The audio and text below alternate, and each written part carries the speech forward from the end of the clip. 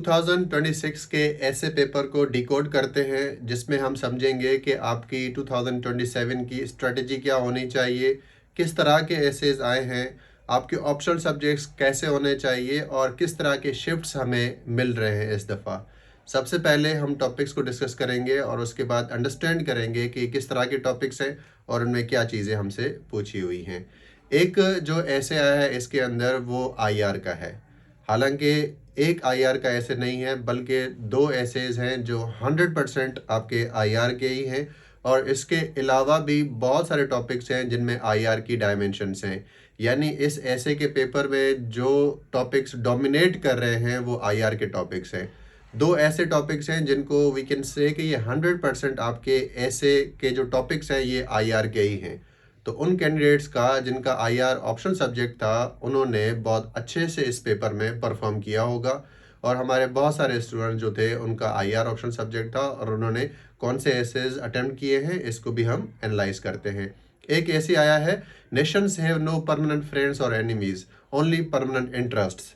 जो आईआर के स्टूडेंट्स हैं वो इस बात को समझ रहे होंगे कि ये हेंस जे मॉर्गेंथो की एक टीचिंग है क्लासिकल रियलिज्म। हम जब क्लासिकल रियलिज्म को पढ़ते हैं तो हम इस कोटेशन से स्टार्ट करते हैं अपना जो आइडिया होता है, जो आर्ग्यूमेंट होता है। तो ये तो 100% जो है आपका ऐसे जो है वो वहीं से उठा के दिया गया है आपको। अब ये टॉपिक बहुत आसान है, आपको अगर सिर्फ ये पता हो कि इसमें क्या पूछा गया है तो स्टूडेंट इजीली कर सकता है। अगेन ये जो टॉपिक है 100% ये आईआर का टॉपिक है जो कि ऐसे के अंदर दिया गया है। उसके बाद जो दूसरा एक टॉपिक है अगेन वो भी 100% आपका आईआर का टॉपिक है। वो टॉपिक है आपका topic number 3, emerging multipolar world order. Again हम जब आईआर पढ़ते हैं तो उसमें हम वर्ल्ड ऑर्डर पढ़ते हैं, देन उसके अंदर हम बैलेंस ऑफ पावर को पढ़ते हैं। उसके बाद हम पढ़ते हैं कि जी वर्ल्ड ऑर्डर किस तरफ से अब जा रहा है, मल्टीपोलैरिटी क्या है, यूनिपोलर बाइपोलर क्या है, ये तमाम चीज़ें जो है अगेन हम आईआर में पढ़ते हैं और इसमें भी आपसे दोबारा यही आईआर का आपसे ऐसे पूछा गया है।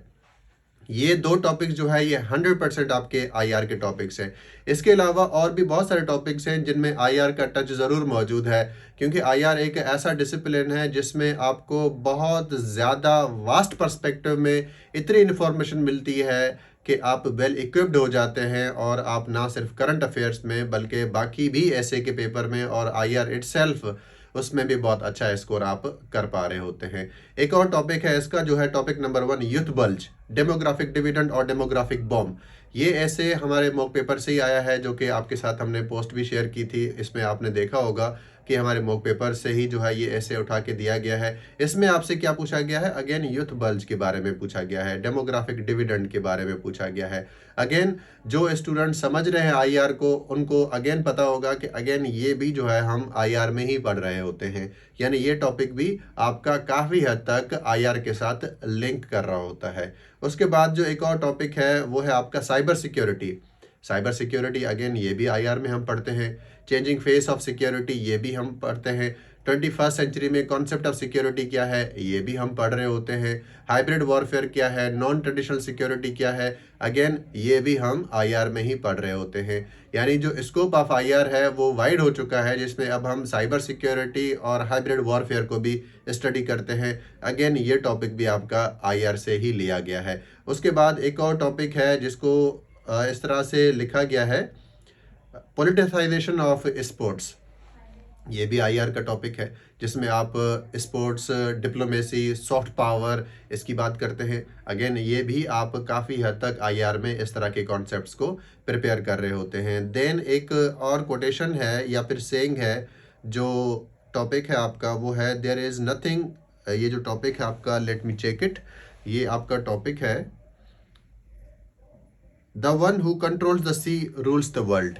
अब ये जो है अगेन आईआर में हम इसको पढ़ रहे होते हैं जिसमें हम डिफरेंट स्टेट्स को पढ़ते हैं, स्टेट ऑफ हॉर्मोस, मलक्का, इन सारी चीज़ों को पढ़ते हैं। जो इम्पोर्टेंट चोक पॉइंट्स हैं उनको भी हम इसके अंदर पढ़ रहे होते हैं जिसमें हम डिफरेंट अलायंसेस को पढ़ रहे होते हैं, इमरजेंस को पढ़ते हैं।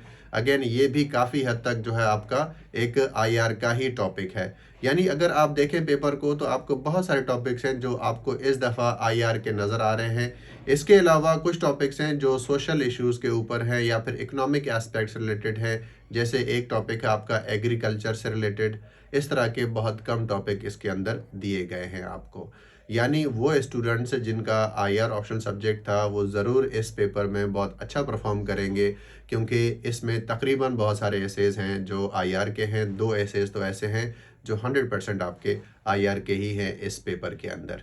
लेकिन अगेन वो स्टूडेंट्स जिनका आईआर ऑप्शनल सब्जेक्ट नहीं होता तो वो फिर किस तरह से टैकल करते हैं ऐसे के पेपर को। तो उनको मैं ये कहता हूँ कि आप जो है कुछ थीम्स को आइडेंटिफाई करिए और उन थीम्स को प्रिपेयर करें, जिसमें climate change, world order, economies, demographic dividend, इस तरह के जो टॉपिक्स हैं, कॉन्सेप्ट्स हैं, डेमोक्रेसी, इनको आप प्रिपेयर करते हैं। 15-20 आप थीम्स आइडेंटिफाई करके उनको प्रिपेयर करते हैं, ताकि अगर कोई भी ऐसे आ जाए तो आप इसको अटेम्प्ट कर सकें।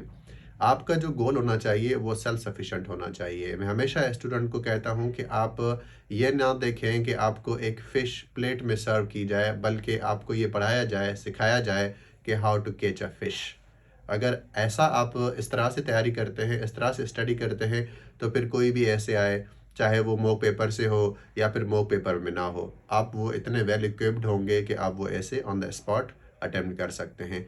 ऐसे पास करने के लिए एक जो ऐसे की मेन क्वालिटी होती है वो होती है ओरिजिनैलिटी। यानी वो कैंडिडेट्स जिनके ऐसे के अंदर ओरिजिनैलिटी है वो स्टूडेंट ज़रूर ऐसे का पेपर पास करता है, क्योंकि चेकर चाहता है कि मैं कोई ऐसा ऐसे देखूं जिसमें कोई ओरिजिनैलिटी हो। यानी रिडंडेंट मटेरियल ना हो, क्रैम्ड मटेरियल ना हो, ऐसा ना हो कि सभी ने एक तरीके का ऐसे प्रोड्यूस किया है। तो अगर किसी भी ऐसे में इनोवेशन है, क्रिएटिविटी है, तो वो ऐसे का जो पेपर है वो ज़रूर पास हो जाता है। अभी तक जो चीज़ें सामने आई हैं उसमें जो आईआर के स्टूडेंट्स हैं उन्होंने जो है टॉपिक जो अटेम्प्ट किया है वो इन्होंने अटेम्प्ट किया है इमर्जिंग मल्टीपोलर वर्ल्ड ऑर्डर। ये ज़्यादातर स्टूडेंट्स ने अटेम्प्ट किया है। कुछ स्टूडेंट्स हैं जिन्होंने डेमोग्राफिक डिविडेंड का ऐसे है वो अटेम्प्ट किया है। कुछ स्टूडेंट्स ने सिक्योरिटी वाला किया है। यानी इस तरह से स्टूडेंट्स ने अपने ऐसे को अटेम्प्ट किया है। वो कैंडिडेट्स जो 2027 का अटेम्प्ट देने जा रहे हैं वो ये ज़रूर देखें कि 2026 के पेपर्स कैसे बने हैं और किस तरह के एसेस पूछे गए हैं, ताकि आपको हेल्प हो सके और आप एक अपनी अच्छी स्ट्रैटेजी बना सकें कि आपके ऑप्शनल सब्जेक्ट्स किस तरह से होने चाहिए, और ऐसे के जो 2 कंपोनेंट्स हैं जिनमें से एक है कंटेंट और दूसरा फ्रेमवर्क, उसको किस तरह से प्रिपेयर करना है। और स्पून फीडिंग की तरफ नहीं जाना, रॉट लर्निंग की तरफ नहीं जाना, बल्कि क्रिटिकल थिंकिंग डेवलप करनी है, एनालिटिकल स्किल्स डेवलप करनी है, क्योंकि ये टॉपिक्स जो हैं ये आपके एनालिटिकल हैं। यानी आपने ब्रेनस्टॉर्मिंग करके ऑन द स्पॉट आपने अपने आर्ग्यूमेंट्स को प्रिपेयर करना है। अगर आपको ये स्किल आती है तो ज़रूर आप बहुत अच्छा स्कोर करते हैं।